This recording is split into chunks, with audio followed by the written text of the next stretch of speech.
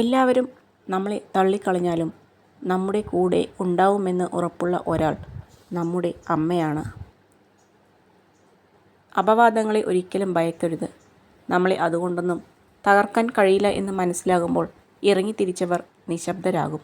സ്വയം തോൽക്കാതിരുന്നാൽ മാത്രം മതി. വലിയ സ്വപ്നങ്ങളുടെ പൂർത്തീകരണം പലപ്പോഴും തോൽവിയിൽ അവസാനിച്ചേക്കാം. അത്തരം അവസ്ഥകളിൽ നിന്നും ഊർജം ഉൾക്കൊണ്ട് അതിജീവിക്കുവാനുള്ള പരിശീലനം നാം നേടിയെടുക്കണം. ലോകത്തിലെ ഏറ്റവും മികച്ച അധ്യാപകരാണ് ജീവിതവും സമയവും. ജീവിതം സമയം നന്നായി ഉപയോഗിക്കാൻ നമ്മെ പഠിപ്പിക്കുന്നു. സമയം നമ്മെ ജീവിതത്തിൻ്റെ മൂല്യങ്ങൾ പഠിപ്പിക്കുന്നു. തെറ്റുകൾ നിങ്ങളുടെ അനുഭവങ്ങൾ വർദ്ധിപ്പിക്കുന്നു. അനുഭവങ്ങൾ നിങ്ങളുടെ തെറ്റുകൾ കുറയ്ക്കുന്നു. നിങ്ങൾ നിങ്ങളുടെ തെറ്റുകളിൽ നിന്ന് പഠിക്കുമ്പോൾ മറ്റുള്ളവർ നിങ്ങളുടെ വിജയത്തിൽ നിന്നും പഠിക്കാൻ തുടങ്ങും. സമാധാനം ഒരിക്കലും നമ്മളെ തേടി വരില്ല. കാരണം അത് നമ്മുടെ കൈകളിൽ തന്നെയാണ്. മനസ്സമാധാനം നേടണമെങ്കിൽ ആരെയും അമിതമായി സ്നേഹിക്കാനോ വിശ്വസിക്കാനോ പാടില്ല. വിശ്വാസത്തിൻ്റെ അടുപ്പവും ബഹുമാനത്തിൻ്റെ അകലവുമാണ് നല്ല ബന്ധങ്ങളെ നിലനിർത്തുന്നത്. യഥാർത്ഥ ബന്ധുക്കളെയും സ്നേഹിതരെയും തിരിച്ചറിയണമെങ്കിൽ നാം രോഗത്തിലോ മറ്റ് പ്രതിസന്ധിയിലോ അകപ്പെടണം. അന്നേരം നമുക്കറിയാം ചില കാപട്യത്തിൻ്റെ പൊയ്മുഖങ്ങൾ. നിങ്ങളുടെ സന്തോഷം നിങ്ങൾ വളർത്തിയെടുക്കുന്ന മനസ്സിനെ ആശ്രയിച്ചിരിക്കുന്നു. നിത്യവും സന്തോഷകരമായി ചിന്തിക്കാൻ ശീലിക്കുക. നമുക്കെന്ത് സംഭവിക്കുന്നു എന്നതിനെ ആശ്രയിച്ചിട്ടല്ല നമ്മുടെ ജീവിതം നിർണ്ണയിക്കപ്പെടുന്നത്.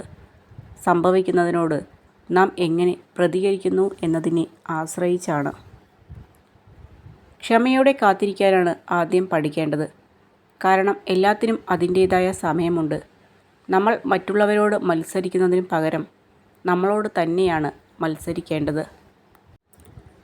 മറ്റുള്ളവരുടെ സ്വഭാവ സർട്ടിഫിക്കറ്റിന് വേണ്ടി ഉള്ളതാകരുത് നമ്മുടെ ജീവിതം. 1000 ശരികൾക്കിടയിൽ ഒരു തെറ്റിനായി കാത്തിരിക്കുന്നവരാണ് നമുക്ക് ചുറ്റുമുള്ളവർ. എരിയുന്ന തിരിയും പകരുന്ന അഗ്നിയും എന്നും പ്രകാശം പരത്തുന്നു. നന്മയുടെ പ്രകാശം പരത്തുന്ന പൊൻകിരണങ്ങളാണ് നിങ്ങളിൽ നിന്നും പ്രവഹിക്കുന്നതെങ്കിൽ ഒരിക്കലും മറ്റുള്ളവരുടെ വിമർശനങ്ങളിൽ തളരേണ്ടതില്ല. ആഴത്തിലുള്ള സ്നേഹമാണ് ഈ ലോകത്തിലെ ഏറ്റവും വലിയ വേദന. ഒരിക്കലും ഒരാളെയും നമ്മുടെ ജീവനേക്കാൾ ഏറെ സ്നേഹിക്കരുത്. കാരണം നമ്മുടെ സ്നേഹം അവരുടെ ജീവിതത്തിൽ ഒന്നും അല്ലായിരുന്നു എന്നറിയുമ്പോൾ അത് നമ്മളെ ഒരുപാട് വേദനിപ്പിക്കും. പലരും ചിരിച്ച് ജീവിക്കുന്നത് എല്ലാം തികഞ്ഞതുകൊണ്ടല്ല, ഉള്ളു കരിയുമ്പോഴും മുഖത്ത് ചിരി വരുത്താൻ പഠിച്ചതുകൊണ്ടാണ്. ചെയ്യുന്നതെല്ലാം നല്ല മനസ്സോടെ ചെയ്യുക. പകരം ഒന്നും ആഗ്രഹിക്കാതിരിക്കുക. ജീവിതത്തിൽ നിരാശരാകേണ്ടി വരില്ല.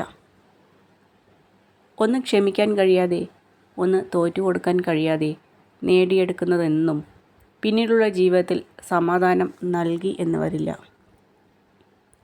മറ്റുള്ളവരുടെ തെറ്റും മനസ്സിനേറ്റ മുറിവുകളും വെറുപ്പും പ്രതികാരവുമൊക്കെ ചിന്തിച്ചിരുന്നാൽ ഭംഗിയായി ജീവിതം മുന്നോട്ട് നയിക്കാൻ കഴിയില്ല. ഒരിക്കലും സന്തോഷവും ഉണ്ടാകില്ല.